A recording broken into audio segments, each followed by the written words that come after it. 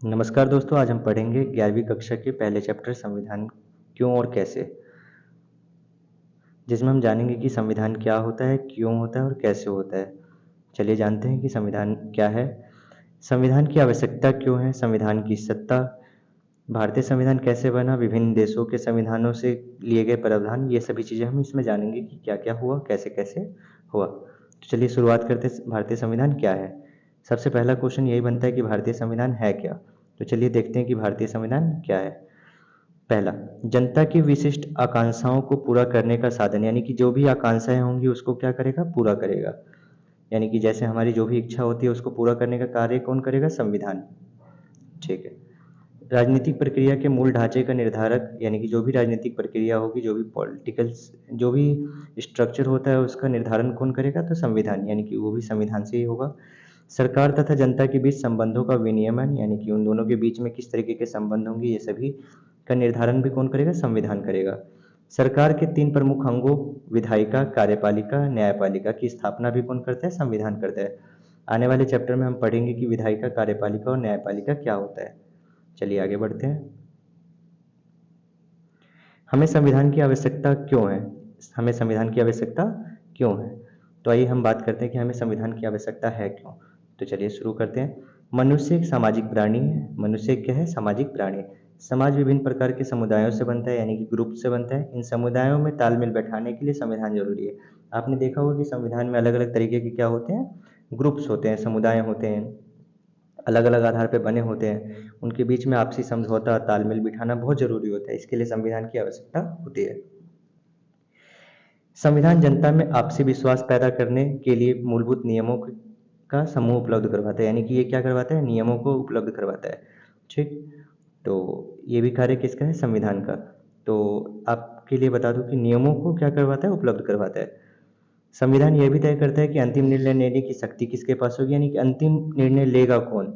यानी कि आपको पता होगा कि अंतिम रूप से निर्णय लेने की शक्ति किसके पास होती है, अलग अलग समय में अलग अलग तरीके से निर्णय होती है अलग अलग लोगों के पास में। जैसे एग्जाम्पल के लिए मान लेते हैं कि कोई मामला जो है हम पुलिस के पास लेके जाते हैं, तो वो कहाँ पे जाएगा, फिर उसके बाद सर कोर्ट में जाएगा, उसके बाद में उच्च न्यायालय, फिर उसके बाद में सर्वोच्च न्यायालय। इस तरीके से अलग अलग लेवल पे वो अलग अलग लोगों के पास में निर्णय लेने की शक्ति होती है। संविधान सरकार निर्माण के नियमों और उप नियमों तथा उसकी शक्तियों एवं सीमाओं को तय करता है, यानी कि क्या बाउंड्री होगी, क्या सीमाएं होंगी, उनको भी तय करता है। शक्ति भी देती है संविधान, और उनकी सीमाओं को भी तय करती है।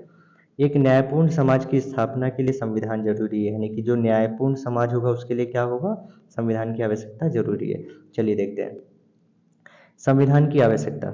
संविधान की आवश्यकता, तालमेल बढ़ाना, बुनियादी नियम निश्चित करना, सरकार की शक्तियों पर सीमाएं लगाना, जनता की आकांक्षाओं को पूरा करना, राष्ट्र की बुनियादी पहचान सुनिश्चित करना, ये सभी कार्य किसके, संविधान के हैं।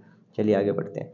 संविधान की सत्ता, चलिए इस टॉपिक को समझते हैं। संविधान की सत्ता है क्या, राष्ट्रीय आंदोलन से प्रेरणा प्राप्त करना, संविधान निर्माताओं के सभी वर्गों को साथ लेकर चलने की क्षमता, यानी कि जितने भी वर्ग थे उन सभी को साथ लेकर चलने की क्षमता, समाज के विभिन्न वर्गों के से सीधा संवाद करने तथा सम्मान प्राप्त करने की क्षमता, लोकप्रिय नेताओं तथा समर्थन पर आधारित ये होती है संविधान सभा। अल्पसंख्यकों के हितों का संरक्षण करती है संविधान। विधायिका, कार्यपालिका तथा न्यायपालिका के बीच संस्थागत संतुलन स्थापित करना, ये भी इसी का कार्य है। मूल्यों, नियमों और प्रक्रियाओं की कार्यप्रणाली में लचीलापन, यानी कि लचीलापन देना। बदलती आवश्यकताओं तथा परिस्थितियों के अनुसार स्वयं को ढालने की कार्य क्षमता, यानी कि संविधान जो है वो अपने आप को जरूरत के हिसाब से बदल भी सकता है, परिस्थितियों के हिसाब से अपने आप को ढालने की भी क्षमता रखता है। चलिए संविधान सभा का गठन। संविधान सभा का गठन का मैं मतलब बताता हूँ। जब भारत का संविधान तैयार हो रहा था तो जुलाई 1946 में, कब, जुलाई 1946 में संविधान सभा का गठन करने के लिए, संविधान सभा बनाने में, यानी कि संविधान में कौन कौन से लोग पार्टिसिपेट करेंगे संविधान सभा में, यानी कि संविधान बनने में कौन कौन से लोग पार्टिसिपेट करेंगे, इसके लिए जुलाई 1946 में इलेक्शन हुआ था। आपने अक्सर पढ़ा होगा कि संविधान की जो बात हुई थी लगभग ये 1934 में शुरुआत हो गई थी, और 1935 में जवाहरलाल नेहरू के द्वारा इसकी डिमांड हुई थी। और 1934 में पहली बार एम एन रॉय ने इसकी डिमांड करी थी, और उनके कहने पे ही कहीं ना कहीं भारतीय राष्ट्रीय कांग्रेस ने 1935 में संविधान सभा की मांग करी। तो ये सब कहानी लगभग 10 साल पहले से ही चालू था।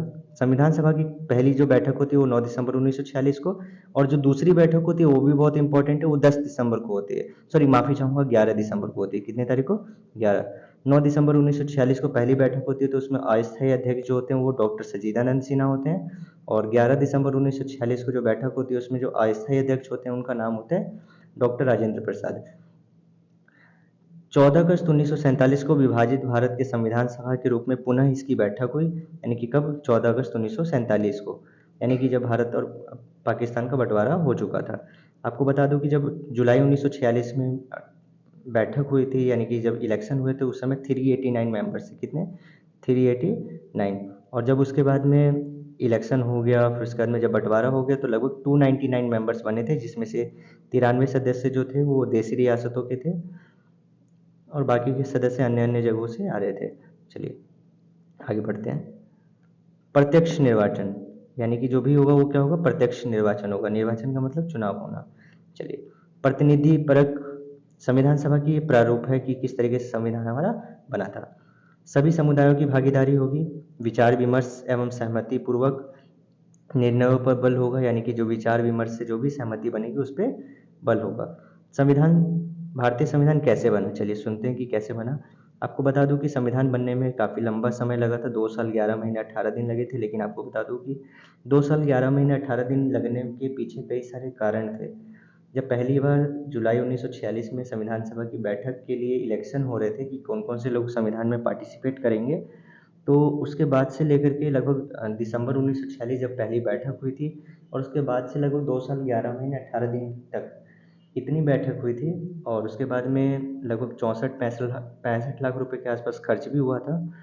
और जब ये बैठक हुई थी तो उसमें काफ़ी सारे देशों से हमारे जो भी संविधान निर्माताएं थे वो उन्होंने काफ़ी सारे देशों के संविधानों को पढ़ा, और लगभग सभी देशों के संविधानों से बहुत मूल आवश्यकताओं वाली जो भी चीज़ें थी, जो लग रहा था कि ज़रूरत के लिए है, उन सभी चीज़ों को संशोधित करके हमारे अंदर, यानी कि हमारे संविधान के भीतर उसको डाला गया।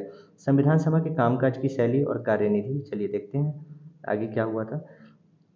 राष्ट्रीय आंदोलन की विरासत, यानी कि जो संविधान है वो क्या है? राष्ट्रीय आंदोलन की विरासत है। सहमति पर आधारित निर्णय हुए, यानी कि जो भी संविधान बन रहा था तो उसमें सहमति पर आधारित निर्णय। 1946 के उद्देश्य प्रस्ताव से प्रभावित था। 1946 में क्या हुआ था? उद्देश्य प्रस्ताव। ये 13 दिसंबर 1946 को प्रस्तुत हुआ था उद्देश्य प्रस्ताव। बाद में कुछ संशोधन के साथ में यही हमारा क्या बना? प्रस्तावना। बुनियादी प्रतिबद्धताओं को संस्थागत स्वरूप प्रदान किया जाना, यानी कि जो भी प्रतिबद्धताएं होंगी उनको संस्थागत स्वरूप प्रदान किया जाएगा। क्या थी ये संस्थागत व्यवस्थाएं? चलिए देखते हैं। आपको बता दूं कि जो एक हमारे यहाँ पर संविधान की एक व्यवस्था है, यानी कि इसमें सरकार किस तरीके से काम करेगा, इन सभी के लिए एक व्यवस्थाएं बनाई गई, सिस्टम बना हुआ है। शासन के लिए विभिन्न अंग होंगे, यानी कि जैसे विधायिका हो गया, कार्यपालिका हो गया, न्यायपालिका हो गया। विधायिका काम होगा, विधायिका का काम होगा विधि बनाना, कार्यपालिका का काम होगा उसको लागू करवाना, और न्यायपालिका का काम होगा उस बने हुए विधि को या संविधान की परिभाषाएं बताना, और कोई अगर गलती हो जाए तो उसमें सुधार करना, न्याय दिलाना। संवैधानिक प्रावधानों को भारतीय समस्याओं तथा आशाओं के अनुरूप ग्रहण करना, ये भी इसका कार्य था। चलिए आगे देखते हैं। विभिन्न देशों के संविधानों से लिए गए प्रावधान, यानी कि विभिन्न देशों के संविधानों से बहुत कुछ लिया भी गया था। जैसे संविधान का लगभग 75% अंश भारत सरकार अधिनियम 1935 से लिया गया था। आपको मैंने थोड़ी देर पहले बताया था कि 1935 में संविधान सभा की मांग हुई थी। उस समय हर साल लगभग स्टार्टिंग में 1773 से लेकर के ईस्ट इंडिया कंपनी लगभग हर 20 साल में एक रेगुलेटिंग एक्ट लेकर के आती थी। उसी तरीके का एक कानून हुआ करता था, 1935 में आया था भारत सरकार अधिनियम। उसमें कुछ विशेष प्रावधान थे जिसको हमारे संविधान निर्माताओं ने संविधान में ग्रहण किया। 1928 में नियुक्ति मोतीलाल नेहरू कमेटी रिपोर्ट से मूल मानव अधिकारों को शामिल किया गया था, यानी कि जो भी 1928 में मोतीलाल नेहरू कौन थे? जवाहरलाल नेहरू के पिताजी। उन्होंने एक रिपोर्ट प्रस्तुत की थी, उसमें से कई सारे अधिकारों को शामिल किया गया। अन्य देशों की संवैधानिक प्रणाली से भी कुछ बातें भारत के संविधान में सहमति समाहित किए गए, यानी कि उसमें शामिल किए गए। किसमें? भारतीय संविधान में। चलिए देखते हैं कि ब्रिटिश से क्या लिया गया था। ब्रिटिश के संविधान से सर्वाधिक मत के आधार पर चुनाव में जीत का फैसला, यानी कि जो भी इलेक्शन लड़ेगा उसमें क्या होगा? जिसको भी सर्वाधिक मत प्राप्त होगा वो क्या करेगा? वो जीत जाएगा। यानी कि सर्वाधिक मत का मतलब जो भी सबसे ज़्यादा मत प्राप्त करेगा। सरकार का संसदीय स्वरूप यानी कि सरकार का क्या होगा? संसदीय स्वरूप। संसदीय स्वरूप का मतलब होता है जो संसद वगैरह होते हैं, लोकसभा वगैरह, राज्यसभा, विधानसभा, ये सब वहीं से लिया गया है। कानून के शासन का विचार, कानून के शासन का विचार यानी कि कानून का क्या होगा? शासन होगा। आपने देखा होगा कि अक्सर जब भी कोई बात होती है तो उसमें कानून की बात जरूर होती है। विधायिका में अध्यक्ष का पद और उसकी कानून निर्माण की विधि, यानी कि विधायिका में अध्यक्ष का पद और उसकी कानून निर्माण की विधि, यानी कि उनके, ये भी हमारे संविधान में लिया गया है। और वो कहाँ से लिया गया है? सॉरी, ब्रिटेन से लिया गया है।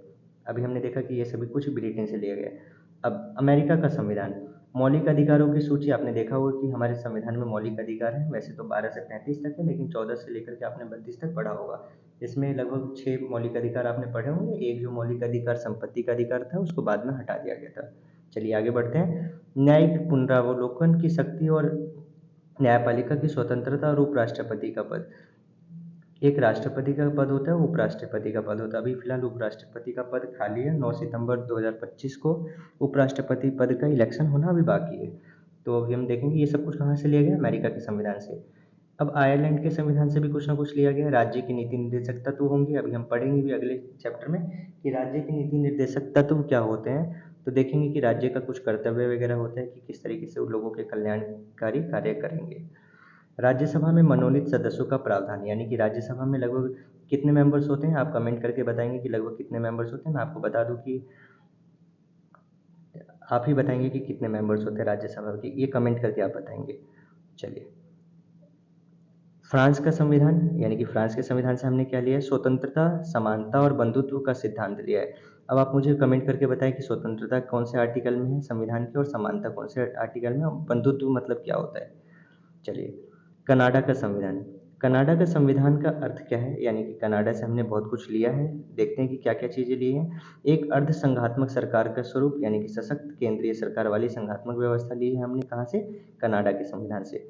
अवशिष्ट शक्तियों का सिद्धांत, यानी कि अवशिष्ट शक्ति का मतलब है कि हमारे यहाँ पे संविधान में 3 तरीके की सूची होती है, यानी कि 3 लिस्ट होता है। यानी कि एक हम बात कर लेते हैं संघ सूची, राज्य सूची, समवर्ती सूची, और कुछ उसी में अवशिष्ट शक्तियाँ भी हैं जो दिया गया है। वो किसको दिया गया है, कैसे दिया गया है, इसके बारे में हम आगे चल के चर्चा करेंगे। चलिए, ये सब कुछ कहाँ से लिया गया? कनाडा को। आपको बढ़िया तरीके से पढ़ लेना है कि हमने संविधान में कौन सी चीज़ें कहाँ से ली है। इसलिए भारत के संविधान को उधार का थैला कहा जाता है, लेकिन बता दूं कि उधार अगर होता तो उसको वापस भी करना होता है। हमारा संविधान उधार का थैला नहीं है। अगर उधार का थैला होता तो हमें क्या करना होता? उसको एक समय के बाद रिटर्न करना होता, लेकिन ऐसी बात नहीं है। किसी की विचारधारा पसंद आ गई, हमने उसको अपना लिया, इसका मतलब ये नहीं कि हमने उससे उधार ले लिया है। लेकिन कुछ आलोचक कहते हैं कि हमने ये जो भारतीय संविधान है वो क्या है? उधार का थैला। चलिए, कोई बात नहीं।